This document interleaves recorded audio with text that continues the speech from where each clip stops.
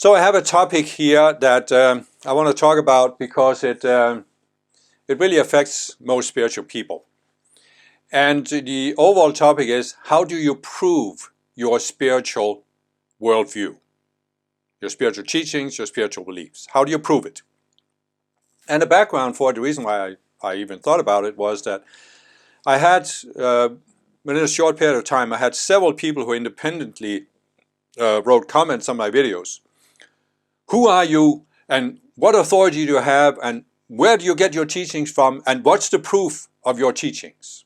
And one even quoted Isaac Asimov, who said, extraordinary claims require extraordinary proofs. And he said that when you claim to have all this knowledge in my video about how the world was created, you need to prove this.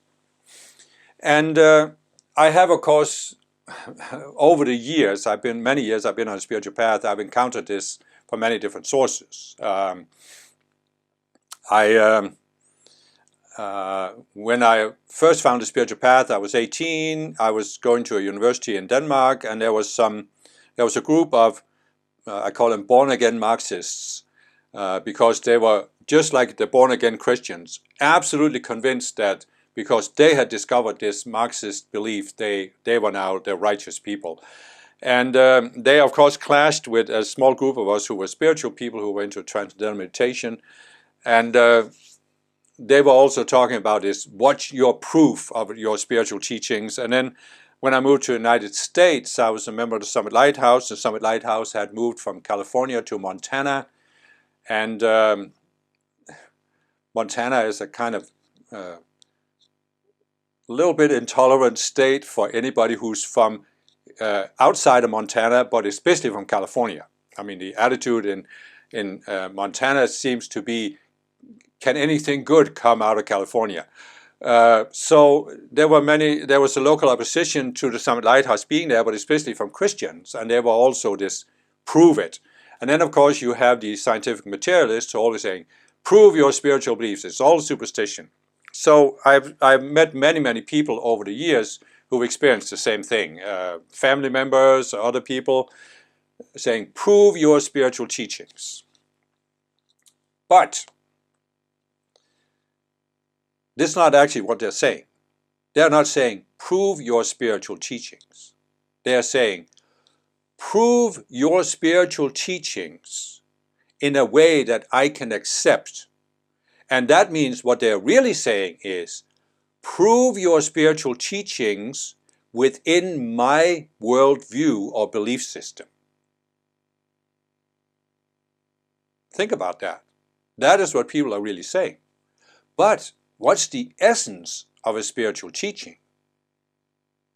Well, the essence of a spiritual teaching is, it's not in conformity with mainstream Christianity.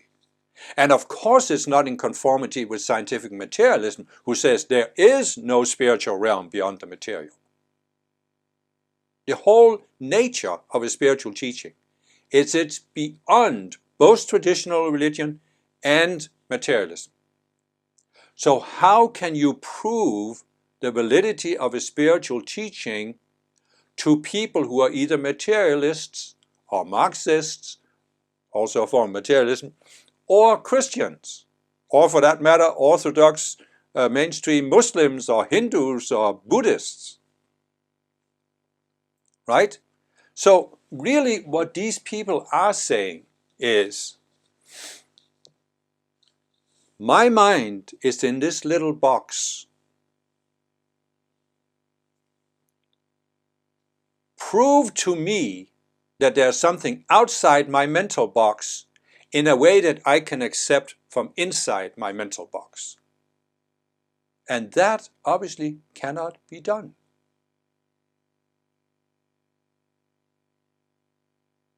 It just can't be done.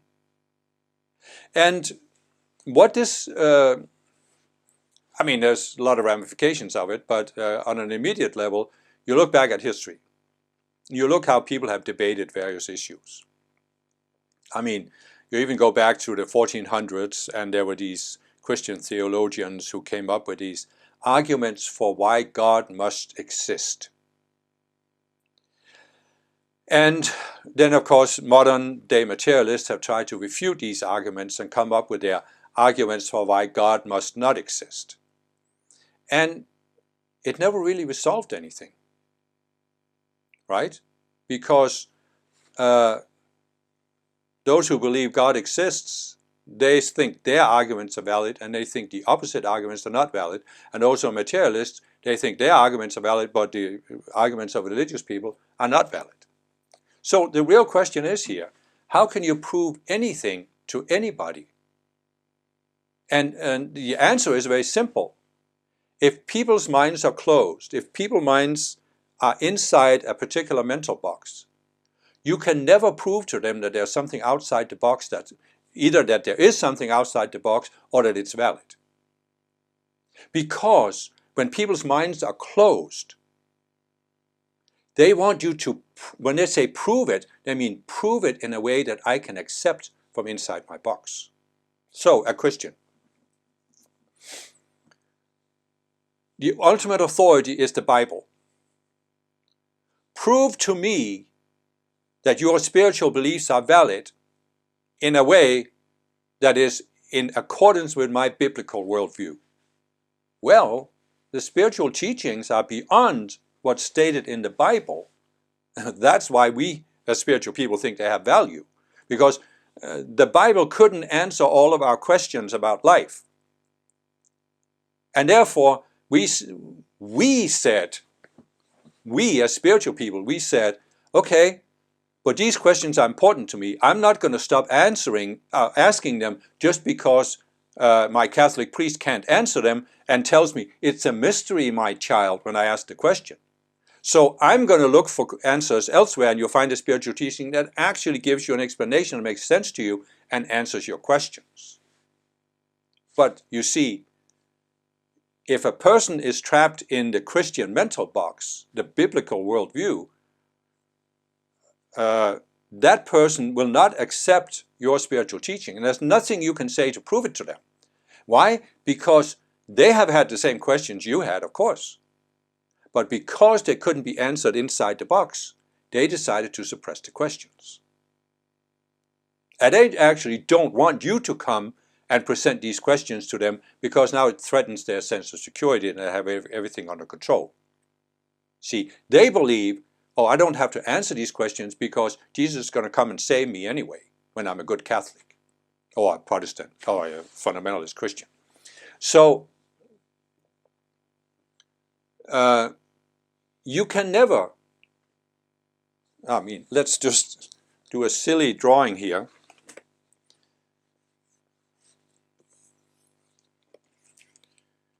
Here is a mental box, a person's mental box. And you are saying, there's something outside the box. There's something outside the box that's bigger than the box. But the person is saying, prove to me that this circle exists inside the box. So take your circle and shrink it so it fits inside my box. And if you can do that, then I'll accept it. But you see, the whole point of the circle is that it's bigger than the box, right? So you can never do it. It's an impossible thing to do. And why am I even bringing this up? Well, because when I realized what I just said, it gave me a sense of peace of mind. And I stopped having this, basically a subconscious self in my mind, in the back of my mind, that was always concerned about proving things or disproving those who criticized. And I think it's something that most spiritual people have. And the reason we have it is really, if you really go back, is that we are avatars. And I've explained this in my whole playlist about avatar psychology. I've explained that there was a time in the past where the Earth was in a self-destructive spiral. And the Ascended Masters decided that in order to potentially pull the Earth out of that spiral, they would allow two types of beings to embody here that hadn't embodied on Earth before. One of them was the fallen beings who came to shake things up. And then one of them was avatars who came from a natural planet to kind of hold a spiritual balance so that the fallen beings couldn't destroy the planet. And so many spiritual people were avatars. We came from a natural planet. We came here with the best of intentions. But the fallen beings saw us as a threat, and they attacked us. Sometimes physically, other times by trying to attack us psychologically, put us down, and put our worldview down. Because what we came to Earth with was this view that the conflict, the suffering that you see on Earth isn't natural. It doesn't have to be here. Because we came from a natural planet where there wasn't that kind of suffering. So we had direct experience. Things don't have to be as bad as they are on Earth, and there's a way out of them. And we expected, of course, that when we came to Earth, to people who are suffering, and said, you don't have to suffer, there's a way out of it, that they would be willing to listen to this. But what we found was, most of the original inhabitants of the Earth didn't want to listen to us at all, because they actually, contrary to our thought, they didn't want to get out of their suffering because they thought this was the way life had to be. And then, of course, the fallen beings felt threatened by us, and they directly attacked us. The original inhabitants tried to ignore us, but if we insisted, they could also become aggressive, and the fallen beings were aggressive towards us from the very beginning. So we have experienced that our view, our worldview, was attacked and put down.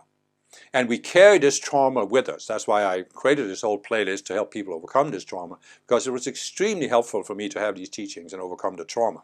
So I could actually come to a point where I could make peace with being on Earth. And I could also overcome this sense, because when I was younger, I very much had this in the back of my mind that, oh, if I could just come up with the right argument, then I could convince these materialists, or I could prove them wrong. If I could come up with the right argument for the Christians, then I could prove them wrong or convince them that I was right. So there was always this program in the back of my mind that felt attacked and that wanted to compensate for the attack that happened in the past, my own trauma. I was essentially trying to compensate for my inner trauma. And of course the trauma came from the outside, yes, but it was still my trauma and my psychology. I was trying to compensate for the trauma by changing other people's minds. And that, of course, can never be successful. So when I realized this, I could say, okay, I have to look at my trauma and overcome the trauma. And when I worked on that, I overcame the desire to, I don't need to prove my spiritual beliefs. So I don't need to prove anything. And what I realized was that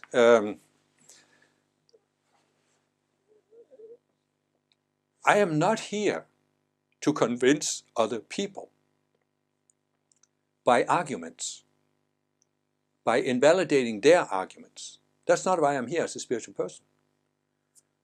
I'm actually here to, first of all, walk a spiritual path, so I heal my psychology, reach a higher state of consciousness, and then I can live my life based on that state of consciousness, and I can demonstrate that you can have a higher state of consciousness and it gives you a more peaceful life. In other words, I'm here to be an example. And you see the essential difference here. Before, I was thinking, I was seeing myself as a missionary. I have to go out there and convert other people so I can help them overcome their suffering. But really, it was my subconscious selves that were created by this birth trauma of coming to Earth, of being attacked, that said, oh, I have to convert other people so I can feel that coming to Earth wasn't a mistake and I did something good. So I could say, well, okay, I received this trauma, but if I do something really good, then that makes it worth it after all. And what I realized was, no, I first of all have to overcome the trauma so I can be here and be at peace. And then I just have to be myself and express myself and not be concerned about other people's reactions. And I was, quite frankly, struggling with this for a long time. I mean, decades overcoming this. And it was really not until I got these teachings from the Ascended Masters about the subconscious selves and the avatars that I got to a point where I could resolve this in myself. And it was really a matter of seeing that I had created this attitude that, you know, on an even deeper level, even before I came to Earth, that it was wrong that Earth is an unnatural planet with suffering. And somebody needed to correct it, and I volunteered to be one of those who came here to correct it. And therefore, in a sense I had this, I was reluctant to come to Earth. But I came here to help others. So if I haven't helped others because they don't want to be helped, my entire purpose of coming here has failed. And this was a result of this trauma where I was put down so aggressively by the fallen beings and ignored by others. And I had to come to a point where I had looked at that in myself and said, no, first of all, I had the attitude before that was not constructive, that set myself up to receive the trauma, that I was here to change other people. But if I really respect free will, I'm not here to change other people. I'm not here to do something or say something that changes other people. I'm just here to show them there's an alternative to the way they're living. It's essentially saying the difference is you go into a dark mine where there are people who have never seen the light. And you think you have to tell them about the light and convince them that there's light outside the cave. Whereas what you're really here to do is to overcome any psychology or trauma so that the light can shine from inside of you, and therefore you are showing them that there's light. You're demonstrating there's light, and they can see it as an alternative to the darkness, if they're willing to see it. If they say, oh, don't want to see the light, well, then that's fine. You are just not attached to that, because all you can do is be yourself. So I just felt inspired to put this out there, because I have seen so many people who have essentially the same psychology. You know, we really feel put down for our spiritual beliefs, we feel ignored, we feel attacked, and we're seeking to compensate for it by changing other people. But the only way to really be free of the trauma is to change ourselves, to change our psychology and the psychology behind it. And part of that is to give up this idea, because, as I said, you cannot prove this to other people. I mean, you have, in ancient Greece, you had these philosophers called the sophists, and they would have this special form of logic. And one famous example of this is, they would say, is this dog yours? And you would say, yes. And then they would say, is this dog father? And you would say, yes. And they would say, ergo, this dog is your father. And obviously that's complete nonsense, right? But that's what I'm saying.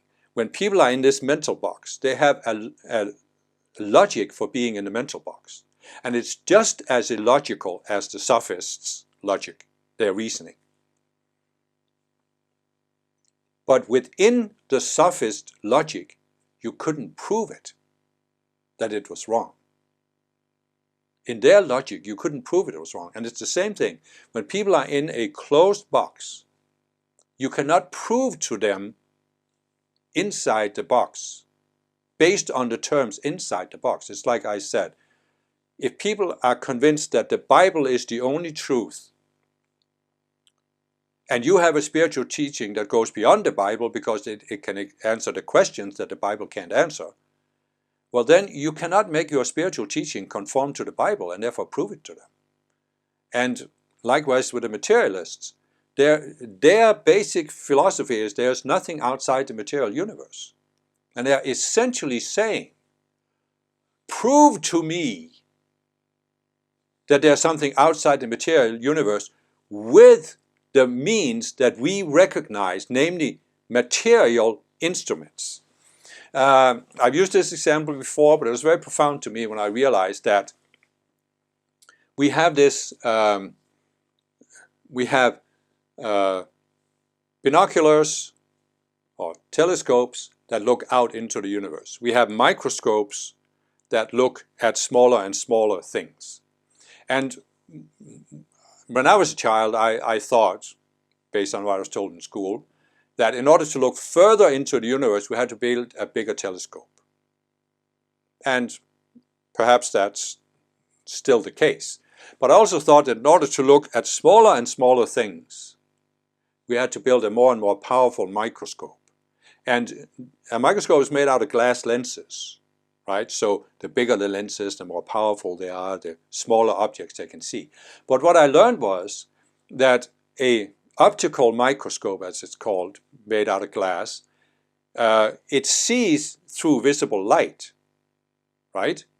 Your eyes are detecting visible light, and that's why you can see that when you look at a piece of cheese, there's these little worms in the cheese, which you can't see with a naked eye, but you are still seeing it. So if you make a more and more powerful microscope, there actually comes a point where it can't see smaller objects than the wavelength of visible light.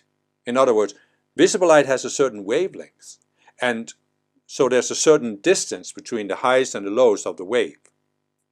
But an object that's smaller than that distance can't be seen with visible light. But they do exist because scientists have invented something called an electron microscope that can see smaller objects, right?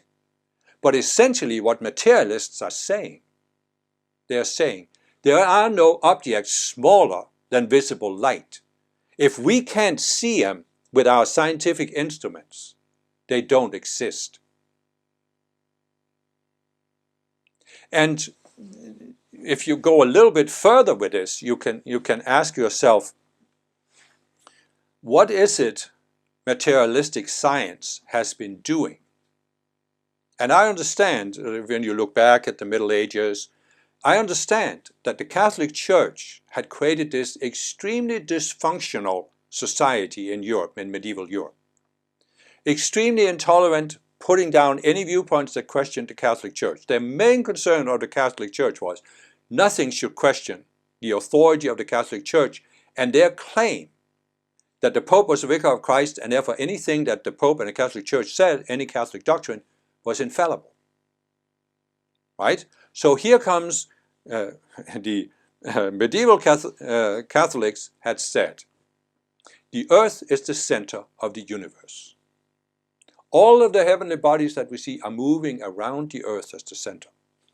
And here comes the first astronomers. They develop telescopes and they look up into the sky and they say, you know, when you look up in the sky, it sure doesn't look like the earth is the center, because it doesn't look like all these other objects are moving around the earth.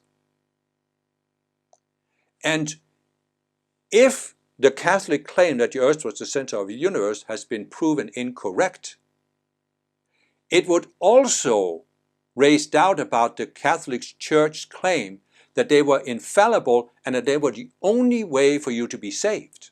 So in essence, the entire Catholic authority would collapse if one little piece was proven wrong.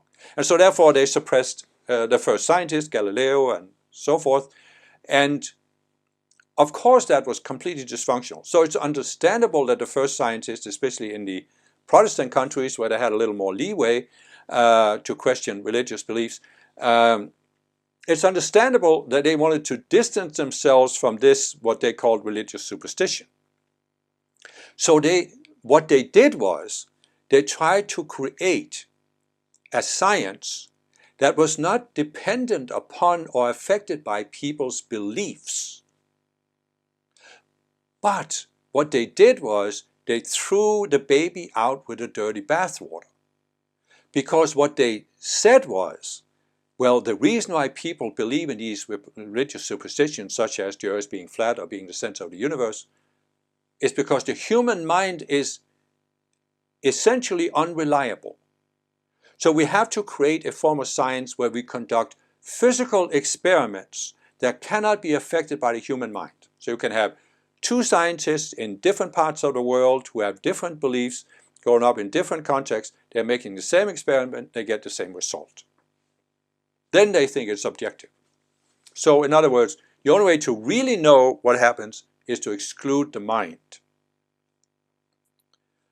But this is what has put materialism and our Western societies in a closed mental box.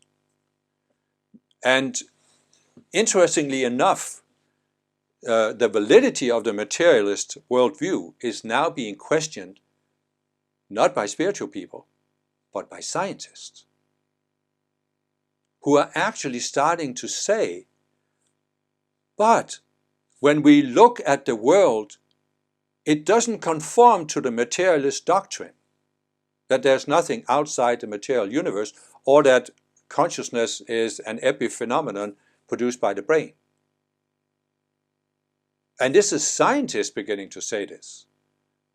If you want to find examples of it, look for Bernardo Kastrup, Donald Hoffman, and Federico Fascin. You can find videos with them on YouTube where they talk about. They have started to question the materialist doctrine. And the reason why they've done it is because they are realizing that this desire to exclude consciousness doesn't hold up. It isn't supported by observations. First of all, quantum physics, but also other things. So the whole idea that the physical brain produces all conscious phenomena, that's what they're beginning to question.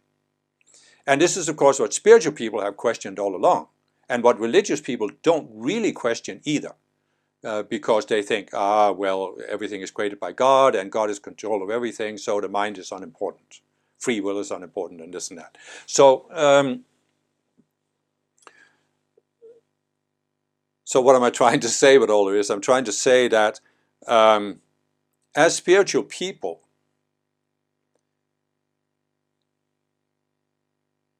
we can be part of a movement that is now also including some scientists, of helping to make society more aware of the importance of consciousness. But the best way to do this is to not try and argue and not try and prove people wrong, not trying to prove this with arguments, but to demonstrate it by raising our consciousness. You see, the difference here is that it's like the difference between you are trying to describe the taste of an apple to somebody who's never tasted an apple. So you come up with this description of what it tastes like, and you are telling your description to the person, and you're actually trying to convince the person that an apple really tastes like your description. But a person is saying, yeah, it sounds good, but I don't really get it. And then you try to come up with an even more elaborate set of arguments for why an apple really does exist and it really doesn't taste that. It really does taste the way you describe it. But the person is still not getting it, right? And then in the end you say, okay, but here's the apple, take a bite. And that's what we can do as spiritual people if we are wanting to make a contribution.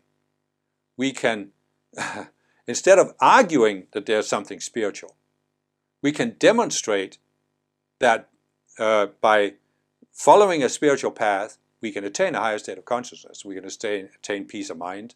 And there's no doubt going to come a point where scientists will start to measure, they have already done it to some degree, measure people's state of consciousness. And if there more and more people can demonstrate that it is possible to have a higher state of consciousness, that will be part of shifting it. But you see what I'm saying? We are not trying to prove our spiritual beliefs. And you know what the reason why I'm also bringing this up is that what I've seen over the many years I've been on a spiritual path is that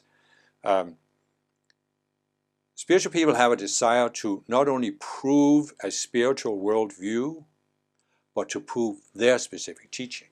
When I was 18, I founded a Transcendental meditation movement. And this movement was based on this claim that it had this unique meditation technique, and when it was the most efficient technique for raising people's consciousness individually, but it was also have effects on a collective. And they were very much, they had quite a few scientists who were part of this, and they were doing all these scientific studies on brain waves and mental health and this and that. They were trying to prove scientifically that transcendental meditation is the superior technique. And I've seen other spiritual movements who want to prove, not necessarily just scientifically, but also through arguments, that their particular teaching, their particular guru is the superior one. And when you let go of this desire, when you resolve in your psychology this desire to compensate for your own trauma by proving something to other people, you can realize that the essence of this age we are in is really not to prove a specific spiritual teaching, but to be part of developing a new outlook on life that is much more universal than any particular teaching. And that's a very big shift for many spiritual people. It was a very big shift for me. I'm not thereby saying that you can't talk about specific spiritual teachings. I mean, I am, for example, I have since 2002, I've been working with the Ascended Masters to bring forth a lot of teachings directly from them. That's my role, that's my life plan. My life plan is not really to promote a universal spiritual outlook. But I don't envision that the world at large will recognize Ascended Masters as a result of what I'm doing. My teachings, what I'm focused on is reaching a smaller number of people who are open to this. But I see that the change that we are going through is not going to happen by the world accepting Ascended Masters or Ascended Master teachings. It's going to happen by a set of general ideas. I've said before, today you see in movies and TV series where they on a regular basis talk about karma, which is something they didn't do when I was young. It was unthinkable. I mean, nobody on mainstream TV would use the word karma. It was just not possible. But today it's quite common.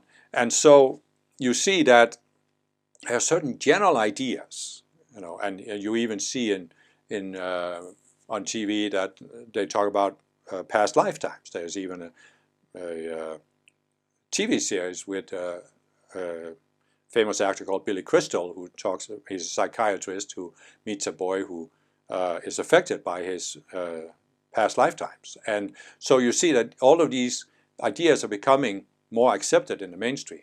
But it's not based on a specific guru and a specific teaching. And that's why if we are, as spiritual people, to have the maximum impact, we have to overcome this desire to prove our specific guru or teaching and instead focus on getting these general ideas, universal ideas, more accepted. So anyway, I kind of went off on a tangent there, as I usually do. But I hope this can be helpful to some people because, as I said, I think all spiritual people, certainly all that I've ever met, have been affected by this. We feel attacked, we desire to prove our spiritual teaching, but it is really a much more peaceful existence if we can heal this trauma in our psychology that gives us the need to prove something. Because as I said, you can't prove anything. You cannot prove things to people who have a closed mind because they want you to prove it inside their mental box, but your spiritual teaching is outside their mental box. And in some cases, a spiritual teaching can actually be its own separate mental box, because I have met spiritual people who are spiritual movements who say that, again, our teaching is the only truth. And that's not really different from religion or scientific materialism or Marxism. It's just another closed box. But what is really going to happen is that what's going to bring the changes in the age we're moving into is really that instead of taking one mental box and replacing it with another mental box, we blow open the mental boxes and really open up to a whole different view of life. Because what you see is that the Catholic Church in the Middle Ages had a very closed, very narrow mental box. And in a sense, the scientific worldview is way beyond the Catholic mental box, but it's actually also beyond the materialist mental box. It's just that right now science is still dominated by materialism, but that's what I'm saying. This is what's opening up. So I guess what I'm saying is that the new worldview we are moving into will not be based on one specific spiritual teaching. It will actually be very much based on science, but science that goes beyond materialism. where science says, no, we can't ignore consciousness. Because if we really want to understand how the physical universe works, we have to incorporate consciousness. If we want this theory of everything that's been the holy grail of science, we need to have a theory that includes consciousness, because consciousness isn't an epiphenomenon. It's a basic quality of the universe. Anyway, I hope this helps you as a spiritual person look at this, look at how your desire to prove your spiritual teachings might give you this underlying tension, and how much more peaceful it can be to look at that and resolve the tension.